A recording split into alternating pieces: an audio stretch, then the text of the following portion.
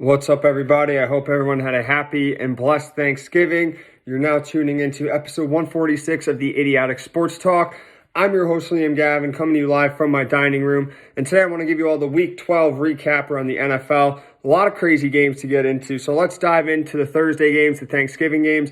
Bills beat the Lions 28-25. Josh Allen, 253 passing, 2 touchdowns and interception. He also had 78 rushing yards with a rushing score. As for Isaiah McKenzie, 6 catches, 96 yards and a touchdown. Stephon Diggs, 8 catches, 77 yards and a touchdown. As for Jared Goff, 240 passing, 2 touchdowns, no interceptions. Running back Jamal Williams, 66 rushing yards, a touchdown and a fumble. And as for Amon-Ra St. Brown, 9 catches for $122 and a touchdown. So the Bills pull off a thrilling win on Thanksgiving to go 8-3 on the season. This game was amazing and down to the wire as it could get with 28 seconds left in the game, 2 timeouts. The game was tied 25-25. Josh Allen was able to drive the Bills offense down the field and get the game-winning field goal. And the Lions threw the kitchen sink at Josh Allen, and he was able to respond. And as for the Lions, they went toe-to-toe with the Bills, but lost in a heartbreaking way. Jared Goff had a great game. He did not turn the ball over, and he had some clutch plays that tied the game as well. The Lions defense was able to step up with 3 sacks and a pick, but could not stop the Bills offense with 28 seconds left. The Lions' 3-game win streak comes to an end, and they are now 4-7. Next, the Cowboys beat the Giants 28-20. Dak Prescott, 261 passing, 2 touchdowns, 2 interceptions. Zeke Elliott, 92 rushing yards and a rushing touchdown. And CeeDee Lamb, 6 grabs for 106. As for Daniel Jones, 228 passing, a touchdown, and no interceptions.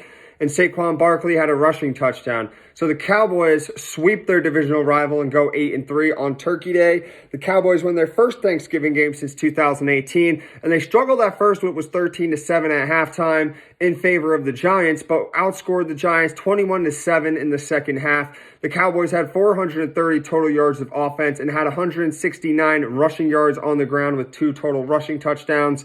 And the Giants played a good first half, but an awful second half. They had 2 failed attempts on 4th down that led to 2 touchdowns for the Cowboys, and that's what pretty much put the nail in the coffin for the Giants. And the Giants also struggled to run the ball, and because of that, the Giants are now 7-4. The last Thanksgiving game, the Vikings beat the Patriots 33-26. Kirk Cousins, 229 passing, 3 touchdowns, 1 interception. Justin Jefferson, 9 catches for 139 and a touchdown. Adam Thielen, 9 catches for 61 yards and a touchdown. And tight end TJ Hockenson had a receiving touchdown. As for Patriots, Mac Jones, 382 passing, 2 touchdowns, no interceptions. Ramondre Stevenson, the running back, 9 catches for 76 yards. Nelson Aguilar and Hunter Henry each had a receiving touchdown on the night. And this was a great way to end the Thanksgiving night, the Thanksgiving games. Back and forth action all night long, but the Vikings were able to get the win after a brutal L the game before, and they are now 9-2 on the season. The Vikings' run game was basically non-existent with just 57 total rushing yards, but Kirk Cousins in the passing game responded and lit it up with 310 total passing yards. The play of the game was when the Patriots just scored a touchdown. They go up 23-16, and on the following kickoff, Vikings kick returner Kene Nwangwu returns it 98 yards to the house for a touchdown, ties it 23-23, and you could tell that touchdown return just gave complete life, gave new hope to the Vikings. And as for the Patriots, their offense balled out with 427 total yards, but unfortunately their defense got cooked all night. Mac Jones definitely had his best game of the season along with the Patriots offense, but the Patriots defense had their worst game of the season. Patriots are now 6-5. On to the Sunday games. Dolphins beating up the Texans 30-15. Tua Tagovailoa, 299 passing, a touchdown, no interceptions. Tyreek Hill, 6 catches for 85 yards. Jalen Waddle, 5 catches for 85 yards. Kyle Allen for the Texans, 215 passing, 1 touchdown, 2 interceptions. And tight end Jordan Akins, 5 catches, 61 yards, a touchdown, and a fumble. So the Dolphins roll past the Texans to go 8-3 with their 5th straight win on the season. And, I mean, this game wasn't even competitive. At one point, it was 30-0 in favor of the Dolphins. The Dolphins' offense had 372 total yards versus the Texans' 251 total offensive yards. The Dolphins' defense, they had 2 picks, 5 sacks, and a forced fumble that was returned for a touchdown. And Kyle Allen, he replaced the injured Davis Mills and was just thrown to the Wolves. The Texans offense only looked good when the Dolphins put their practice squad players in after being up so many points in the fourth quarter. And the Texans now lost six straight games and now have 1 win, 9 losses, and 1 tie on the season. Next is the Bengals beating the Titans 20-16. Joe Burrow, 270 passing, no touchdowns, no interceptions. Samaj P. Ryan had 58 rushing yards and a rushing touchdown, also had 4 catches for 35 yards. And T. Higgins had 7 catches for 114 and a touchdown. Ryan Tannehill had 291 passing, no touchdowns, no interceptions. Derrick Henry, 38 rushing yards, 3 catches and 70 yards. And the rookie Treylon Burks, 4 catches for 70 yards. But he did recover a Derrick Henry fumble in the end zone for a touchdown. Just like the AFC divisional playoff game, the Bengals go to Tennessee and get the win and now move to 7-4 on the year. Joe Burrow and the offense had no turnovers and beat the Titans how the Titans usually beat teams, and that's by running the football. The Bengals rushed for 108 yards, while the Titans only rushed for 63 yards. And the Bengals defense made sure Derrick Henry didn't get going as they shut him down again. The Titans failed to run the ball against the Bengals. Derrick Henry only had 38 rushing yards. And it just seems like the Bengals have the formula to slow down King Henry and make him not produce anything. Ryan Tannehill, he had a nice game passing the ball. He didn't turn the ball over, but he threw no touchdowns. The Titans go to 7-4. Next, the Panthers beat the Broncos 23-10. Sam Darnold, 164 passing, a touchdown, no interceptions, and a rushing touchdown. Deontay Foreman, 113 rushing yards. DJ Moore, 4 catches for 103 and a touchdown. Russell Wilson, 142 passing, a touchdown, no interceptions, and a fumble. Latavius Murray, 92 rushing yards, and Cortland Sutton, 6 grabs for 75 yards. So the Panthers get the win with Sam Darnold as QB, and they go to 4-8. Sam Darnold played great football. He did not turn the ball over once, and he let his run game take over with 185 total rushing yards. It was good seeing Sam Darnold get back out there, getting another shot at playing quarterback, get another crack at it after all he's been through with the Jets, being a high pick and just never panning out. So it's good to you kind of feel good seeing those players succeed. As for the Broncos, though, man, oh man, their offense had 263 total yards versus the Panthers' 349 total yards. Their offense has been absolutely abysmal to watch, as all of you know. Russell Wilson has been a complete letdown. And as for the Broncos defense, they're not getting off the hook either. They were solid most of the season, but they got gashed this game, especially against the run. Broncos country is now 3-8. The next game we have is the Jets smoking the Bears 31-10. Mike White, 315 passing, 3 touchdowns, no interceptions. The rookie receiver Garrett Wilson, 5 catches for 95 yards and 2 touchdowns. Elijah Moore, 2 catches, 64 yards and a touchdown. And as for Bears quarterback Trevor Siemian, 179 passing, a touchdown and an interception. And receiver Brian Pringle had a touchdown catch. So the Jets moved to 7-4 with a dominant win over the Bears. Mike White played phenomenal, and Zach Wilson might not get his job back. The Jets' offense exploded for 473 total yards, and Mike White could provide that spark that the Jets need. And as for the Bears, they had a 10-7 lead very shortly in the first or second quarter, but then the Jets went on a 24-0 run. Simeon replaced the injured Justin Fields and did what he could. The Bears rushed for 127 total yards and missed Justin Fields due to his rushing ability. And the Bears defense, they traded away all their good players a few weeks ago, and they paid the consequences as they got lit up all afternoon. The Bears now lost 5 straight games, and they go to 3-9. Next, the Commanders beat the Falcons 19-13. Taylor Heineke, 138 passing, 2 touchdowns and an interception. The rookie running back Brian Robinson Jr., 105 rushing. He also had a receiving touchdown as well. And Marcus Mariota, the Falcons, 174 passing, a touchdown and an interception. And Olamide Zaccheaus had 5 catches for 91 yards. So the Commanders win a close one and go to 7-5 on the season and now won 6 out of their last 7. Taylor Heineke didn't play his best game, but he made some important plays down the stretch. And the Commanders' running game took off with 176 total rushing yards. Taylor Heineke gave this team life once Carson Wentz went out with an injury. They've looked much better with him under center. And as for the Falcons, they should have won this game. They had the formula to win. They ran the ball for 167 total yards, and they had 341 total yards of offense, but unfortunately, mistakes down the stretch is what killed them. 1 minute left in the game. They are knocking at the door of a touchdown. Marcus Mariota is picked off in the end zone, and the Falcons use all 3 timeouts to get the Commanders to punt with 40 seconds left. But instead, one of the Falcons special teams players runs into the punter. That gives the penalty, which gives the Commanders a new set of downs. They run the clock out, and the Falcons go to 5-7. Next game is the Browns beating the Bucs 23-17 in overtime. Jacoby Brissett, 210 passing, a touchdown and an interception. Nick Chubb, 116 rushing and a touchdown. And Amari Cooper, 7 catches for 94 yards. As for Tom Brady, 246 passing, 2 touchdowns, no interceptions. And the rookie running back, Rachaad White, 64 rushing yards, but he had 9 catches for 45 yards. Chris Godwin, 12 catches for $110 and a touchdown. So the Browns get the upset and move to 4-7. Jacoby Brissett had a mistake or two, but Nick Chubb and company rushed for 189 total yards. Jacoby Brissett made 2 clutch plays that helped get the win. The first play was 4th and 10 with 35 seconds left in the game. Brissett hit tight end David Njoku in the end zone, who made an epic one-handed grab to make it 17-17. And then in the second play was 52 seconds left in overtime. Jacoby Brissett hit a 46-yard pass to Amari Cooper, which put the ball at the Bucs' 2-yard line and led to the game-winning touchdown run by Nick Chubb. And the Browns defense made crucial plays late in the game that made the Bucs have to punt the ball away. And the Bucs did everything right to win. They had 342 total yards of offense. The defense had 4 sacks and an interception. But unfortunately, the Bucs offense couldn't sustain a successful drive down the stretch to win the game. The Bucs were outrushed 189-96 by the Browns, and the Bucs defense was obliterated by that Browns run game. The Bucs now fall to 5-6. Next, the Jaguars beat the Ravens 28-27. Trevor Lawrence, 321 passing, 3 touchdowns, no interceptions. Zay Jones, 11 catches for 145. As for Lamar Jackson, 245 passing, a touchdown, no interceptions. He also had 89 rushing yards and a fumble. Tight end Josh Oliver, 4 catches, 76 yards and a touchdown.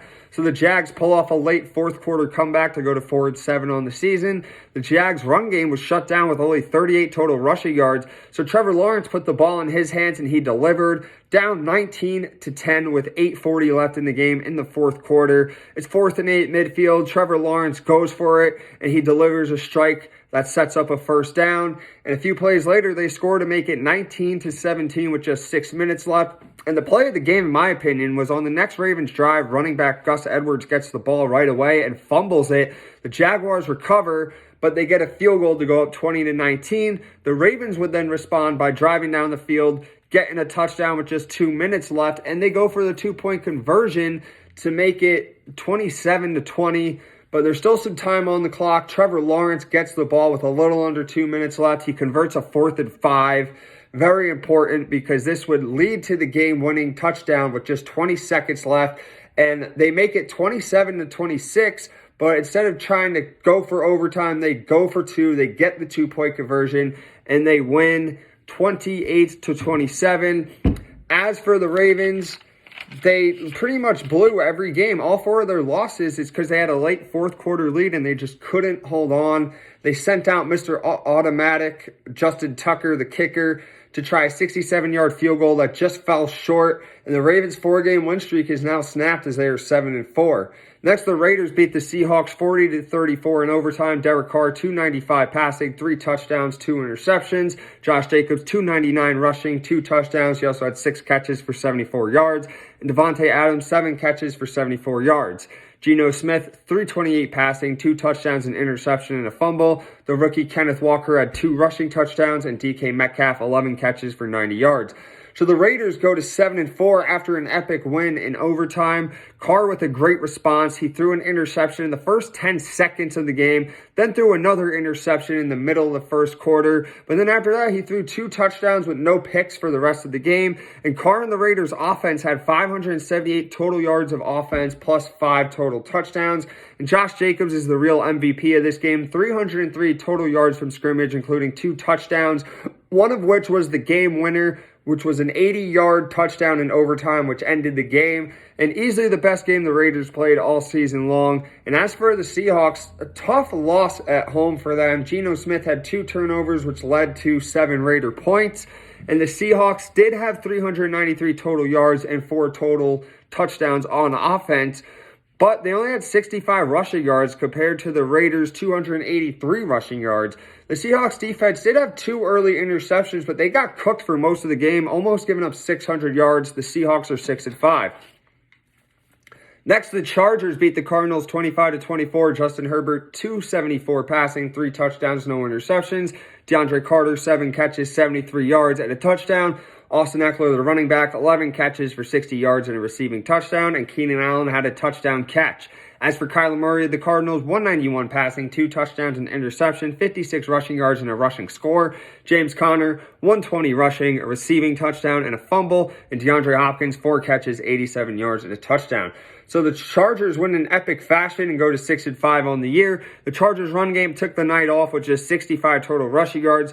So Justin Herbert puts the ball in his hands and took over the game. Down 24-17 with just 2 minutes left and 1 timeout. Herbert is able to drive the offense down the field for the game-winning touchdown with 15 seconds left.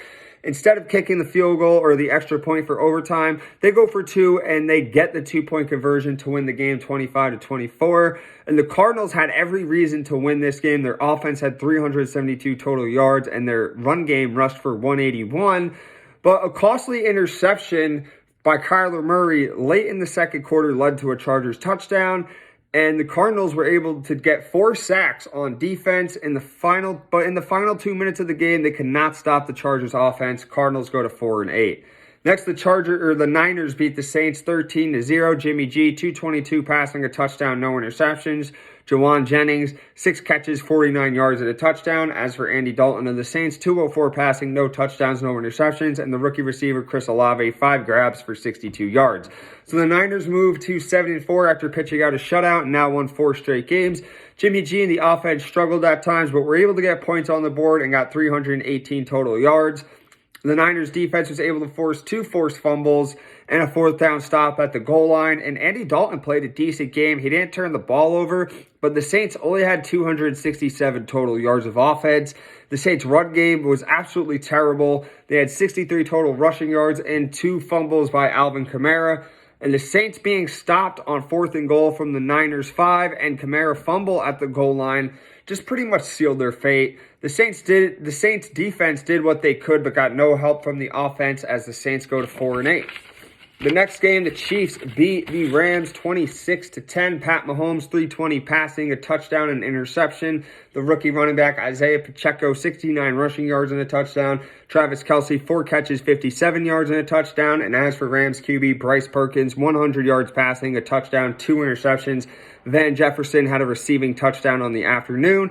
And the Chiefs take care of business to win their 5th straight game and go to 9-2 on the season. Mahomes and the Chiefs did what they were supposed to do against this undermanned Rams team, putting up 437 total yards of offense. The Chiefs defense also feasted with 2 interceptions and 3 sacks. Bryce Perkins gets the start for the injured Matt Stafford. And for the situation he was put in, I thought he did all right. The Rams offense is extremely banged up, and the result of that was only getting 216 total yards. The Rams lost 5 straight games and go to 3-8. Next, the Eagles beat the Packers 40-33. Jalen Hurts, 153 passing, 2 touchdowns, no interceptions, and 157 rushing yards. Miles Sanders, 143 rushing and 2 rushing touchdowns. And A.J. Brown had 4 catches, 46 yards, a touchdown, and a fumble. As for Aaron Rodgers, 140 passing, 2 touchdowns, 2 interceptions, and he left the game with a rib injury, so in comes Jordan Love. 113 passing, a touchdown, no interceptions, and the rookie Christian Watson, 4 catches for $110 and a touchdown. So the Eagles get the win at home and move to 10-1. This game was pretty wild. The Eagles jumped up to a 13-0 lead. Packers make it 14-13 in a blink of an eye. And then the Eagles make it 20-13, and then the Packers make it to 20 at half. But then in the second half, the Eagles got going. They jump up 34-20. But the Packers were able to fight back and almost pulled off an upset, but they lost 40-33. And the Eagles shred the Packers defense on the ground with 363 total rushing yards. The Eagles had 516 total yards of offense as well. And the Packers had 359 total offensive yards, but failed to run the ball as they only rushed for 106 yards. And Rodgers left with an injury. So in comes the former first-round pick, Jordan Love. And we finally got to see him play. And I honestly thought he played great. The Packers may have got their guy up for the future, but for as of now, the Packers are 4-8. The final game, the Monday night game, the Steelers beat the Colts 24-17. The rookie Kenny Pickett, 174 passing, no touchdowns, no interceptions. Najee Harris had a rushing touchdown but left with an injury. Benny Snell had 62 rushing yards and a touchdown as well. And then in comes Matt Ryan for the Colts, 199 passing, touchdown, interception, and a fumble. Jonathan Taylor, 86 rushing yards and a touchdown. Michael Pittman Jr., 7 catches for 61 yards and a touchdown. And the rookie tight end, Jelani Woods, 8 catches for 98 yards. So the Steelers get the Monday Night Football win and go to 4-7 on the season. The Steelers ran the ball efficiently again with 172 rushing yards. Kenny Pickett protected the ball by not turning it over. And speaking of turnovers, Matt Ryan had 2 crucial turnovers for the Colts. The biggest one was in the third quarter at the Steelers' 5-yard line. Ryan and Jonathan Taylor had some miscommunication on the handoff, which led to a fumble.